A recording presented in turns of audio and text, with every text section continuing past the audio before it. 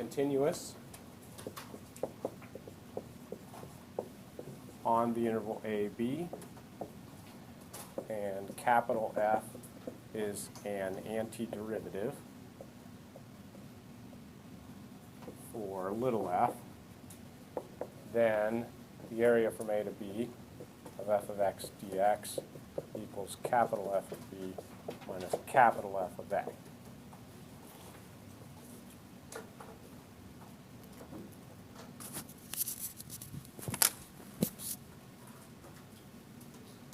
So why was this a big deal?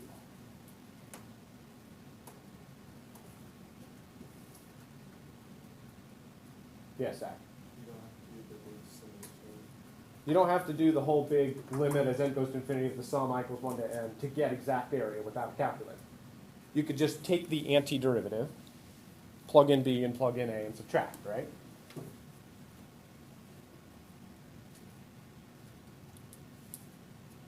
One thing about the quiz, it's sometimes easy to forget to take the antiderivative. Sometimes you just plug in b and a into the function and subtract accidentally, right? You with me? That's a typical error. Don't worry if you made that error.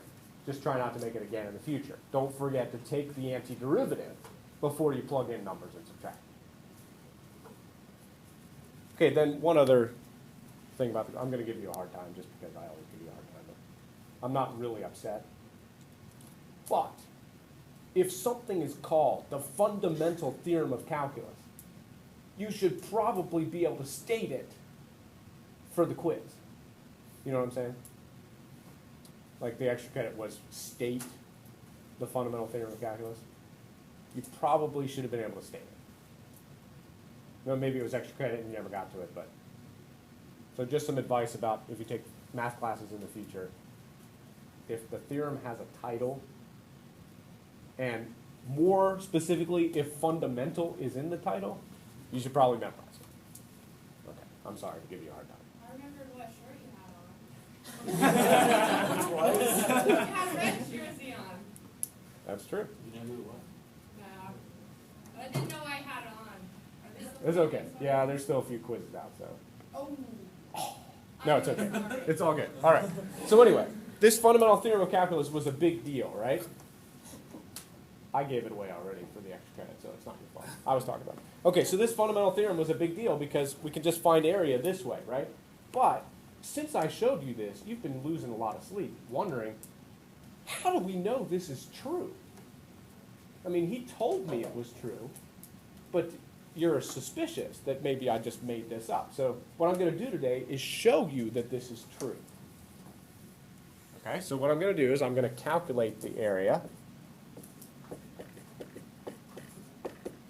the old way.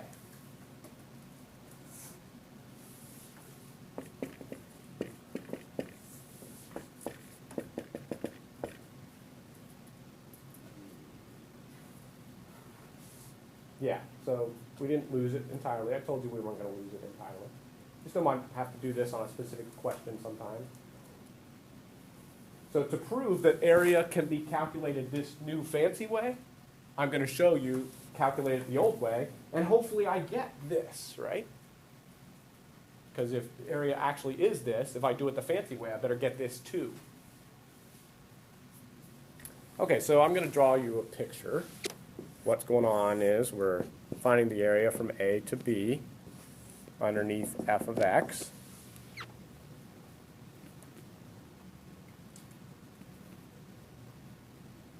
And so what we did was we divvied this up into a bunch of rectangles, right? We did b minus a over n to get the width of each rectangle. So for this proof, we're going to call that change of x. So for example, if it's from 3 to 7, we took 7 minus 3, which is 4, and then divvied it up maybe into 8 parts. And then each was a width of 1/2. So then the change of x in that example is 1/2. Okay, so then we drew a bunch of rectangles, right? We were doing the area from A to B. So let's say that the end of the first width is x1, and then the next one is x2. So the first rectangle goes from A to x1. So then how did we find the height of the rectangle? Plugged in what? Usually we plugged in x1, right? Usually we did right-hand rectangles. So usually we did f of x1 and then over to there. And then so then the area of that first rectangle is f of x1 times change of x. That's the area of rectangle number 1. And then for rectangle number 2, we could do f of x2 times change of x. Et cetera, et cetera, et cetera, and add them all up, right? So the only difference between these is the subscript. The first rectangle is x1, the second rectangle is x2. So I'm just going to, over here, make it f of x sub I. So then when I is 1, it's the first rectangle. When I is 2, it's the second rectangle, et cetera, et cetera, et cetera. All the way out to I equal n. Okay, now we chose to do right-hand rectangles. But we could have done left-hand rectangles if we wanted to. Or we could have done midpoint rectangles. Actually, it doesn't matter which x we pick. Because eventually the rectangles are going to be infinitely thin, right? And if the rectangles are infinitely thin, then the right side, the left side, the middle side, they're all the same. So to emphasize that I could pick any x on that interval, I'm going to put a star here, just saying, hey, it doesn't matter which x I pick in between a and x1, and it doesn't matter which one I pick between x1 and x2. It could be any one. So then I'm going to take that height times that width, get an area, add them all up, and then make them infinitely thin, right? Okay. So now I'm going to write this out a little bit longer. I'm going to write it out this way. So that's f of x1 times change of x plus f of x2 times change of x plus f of x3 times change of x plus dot dot dot plus f of xn times change of x.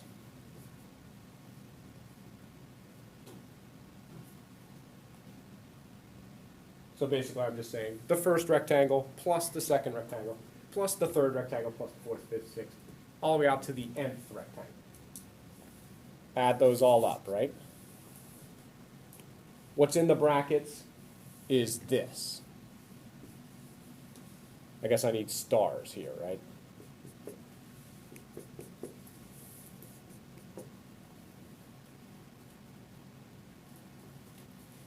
And then I'm eventually going to take the limit as n goes to infinity to get exact area. Because without the limit, it's approximate area.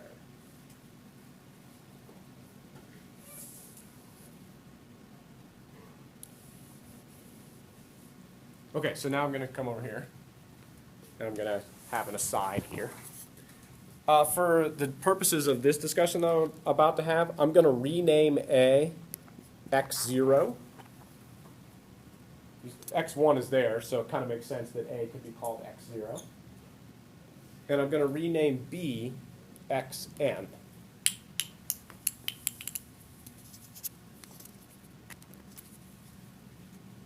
So A is called x0, B is called xn.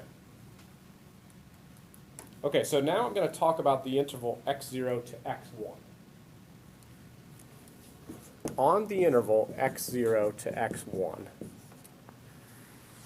capital F is differentiable.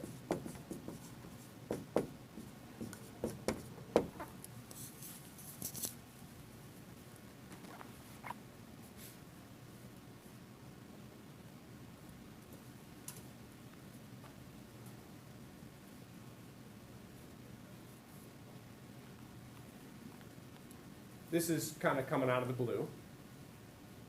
How do I know capital F is differentiable?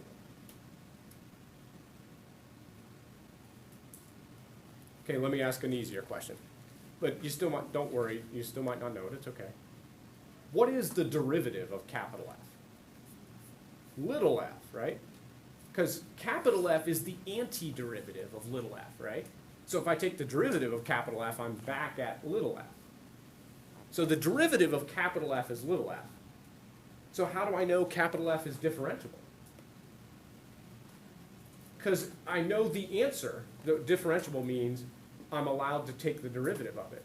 Well, I know the answer to the derivative. It's little f, and little f is continuous. So if I have a continuous function that's the derivative of this, then certainly that's differentiable. Everybody okay with that? Okay, so capital F is differentiable. Also,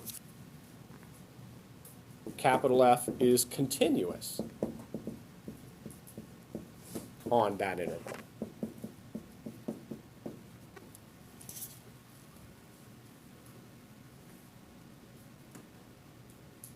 How do I know that? Because any differentiable function is automatically continuous.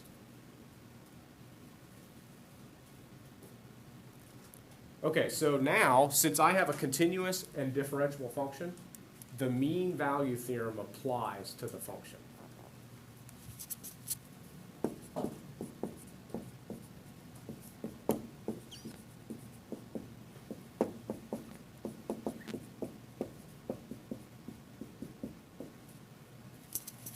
So it kind of seems like that's coming out of the blue, but that's what we're going to use.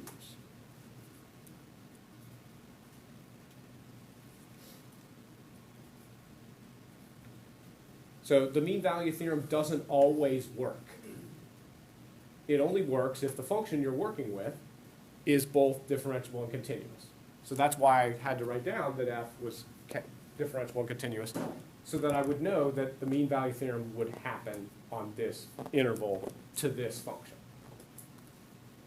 Okay, so now that I know the mean value theorem works, what does the mean value theorem tell us?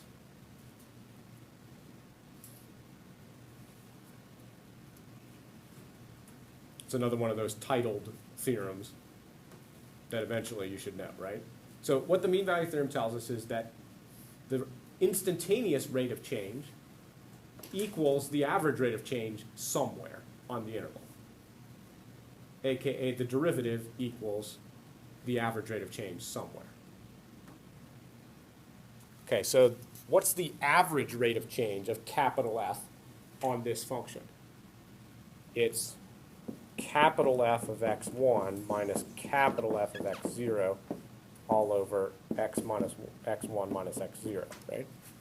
This is just the f of b minus f of a all over b minus a formula. But instead of b and a, it's the interval x0, x1.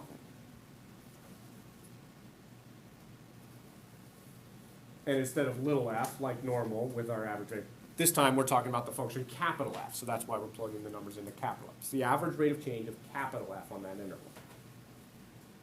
Okay, so the mean value theorem says that there is a place where the instantaneous rate of change equals this.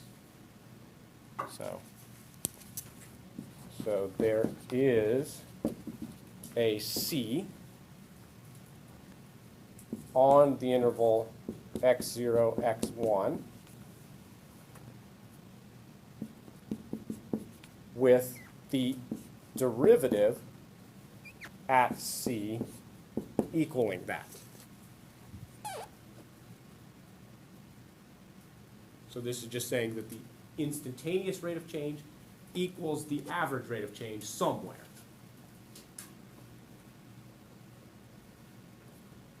So for some C, in between x0 and x1, that happens. Okay, what is capital F prime? Little f, right? So that means that little f of C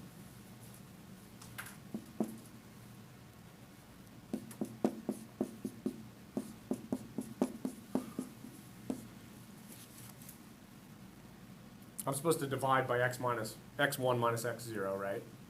I'm going to do that in a second. What is x1 minus x0?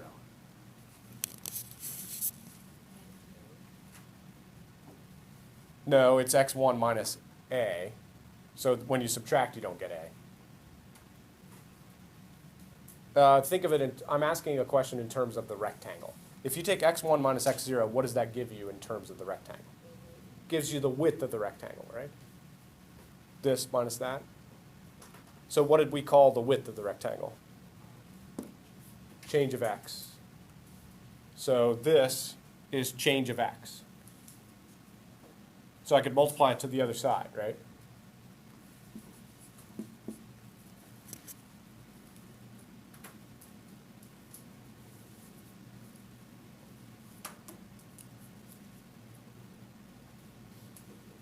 So what does this look like?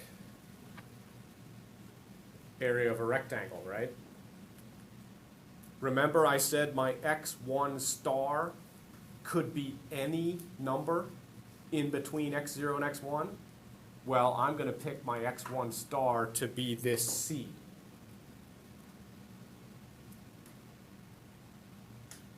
So I'm going to come over here, and my next step is to make that c.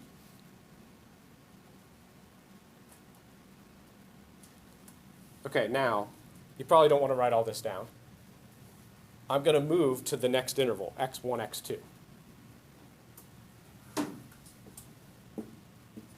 Is capital F differentiable on x1, x2? Is it then continuous on x1, x2? Does the mean value theorem apply then on x1, x2? So then the average rate of change on x1, x2, there's another c that'll make that happen. So since I have another c, I better call my first c, c1, and now I'm going to call this c, c2. And c2 is in between x1 and x2, right? And this x2 star could be any x in between x1 and x2. So now I'm going to pick that x2 star to be c2. And then I'm going to do it again and make that c3, et cetera, et cetera, et cetera. You with me? Okay, so if you're really concerned about having an official proof in your notes, this should be n, and that should be n plus 1. Because it'll work for 1 and 2 and 2 and 3 and 3 and 4, yada, yada.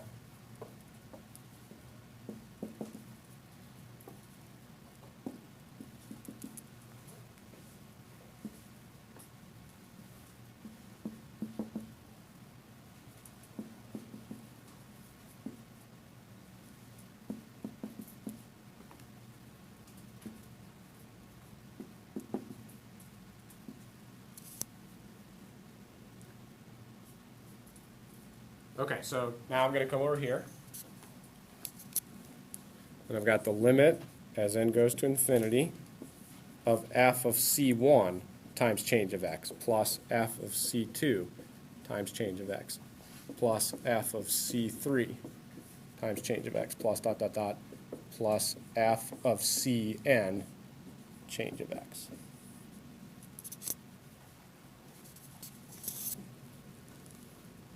So all I did was, the only thing that's going on between this step and this step is saying, it doesn't matter which x I pick, it could be any x on the interval, and I'm just picking the c's that came from the mean value theorem over there, since it doesn't matter which one I pick.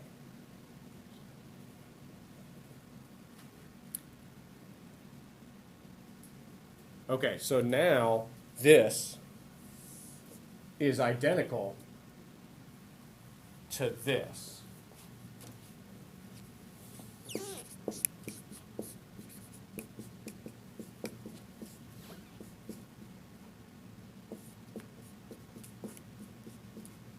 Right? So I can replace that with that.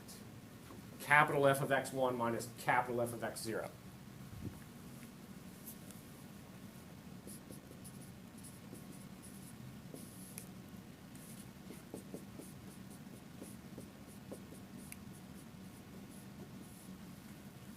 So I replace this underlined thing with that, right? Everybody okay?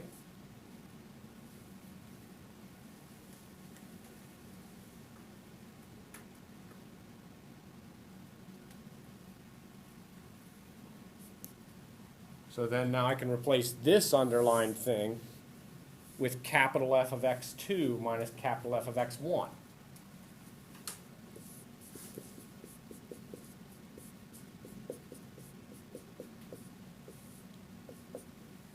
Then I can replace that with capital F of x3 minus capital F of x2.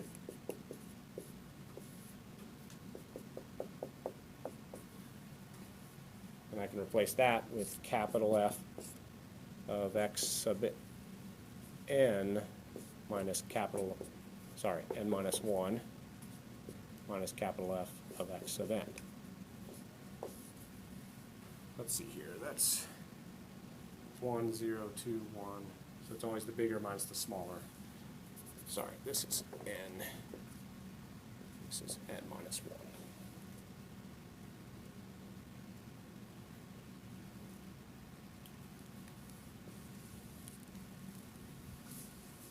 Yes.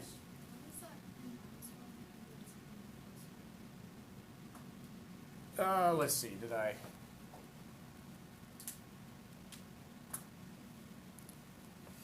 It's really immaterial if that, let's see, do I want, yeah, over there I was wrong. This should be n minus 1 and n for all of them. It doesn't matter a lot because it was one more than the other one. Sorry about that.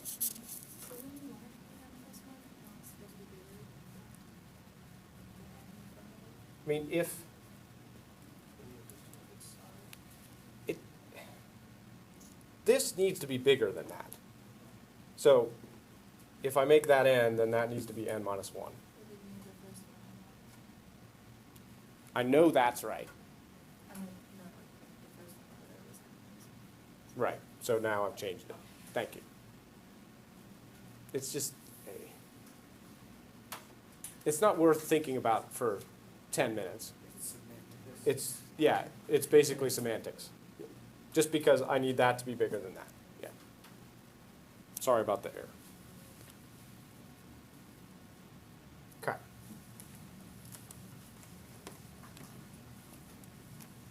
It's true for n to n plus 1 too, as long as it's continuous for a longer interval. It's not that big a deal.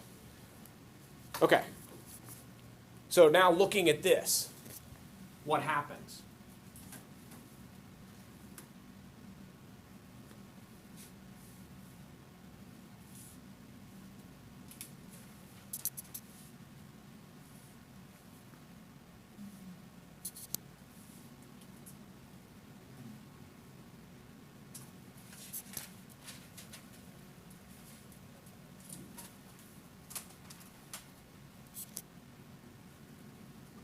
So that's gone. And then the second thing from this is going to cancel with the first thing from that. So that's gone. And then the second thing from this is going to cancel with the first thing from that, the one not pictured. But then there's no second thing here to cancel with that, so that's still there, right? So everything's gone except the negative f of x0 plus the positive f of xn.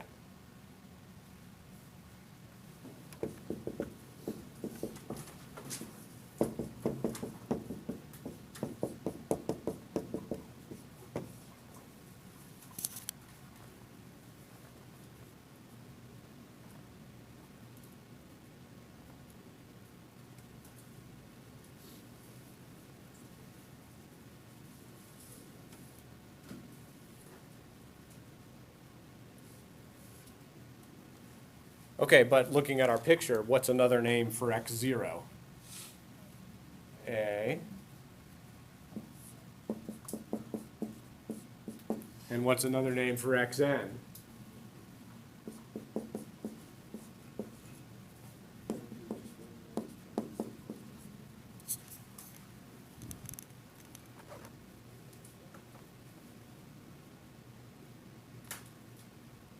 Okay, when you plug A is a number, right? Because we're finding the area from A to B. So when you plug a number into capital F, you get a number. So this is just a number. What's the limit of a number? The number. When you plug little b into capital F, you get a number. So the limit of that number is just the number.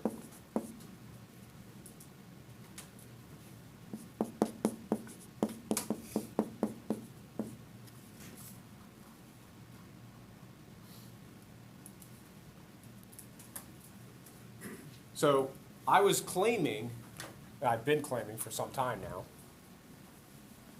that this area equaled that. So what I did was I started with this area, right? And I did a bunch of stuff, and I ended up with that. So now I know for sure that this area equals that, right? Is everybody okay? Yes. Could you re-explain the star?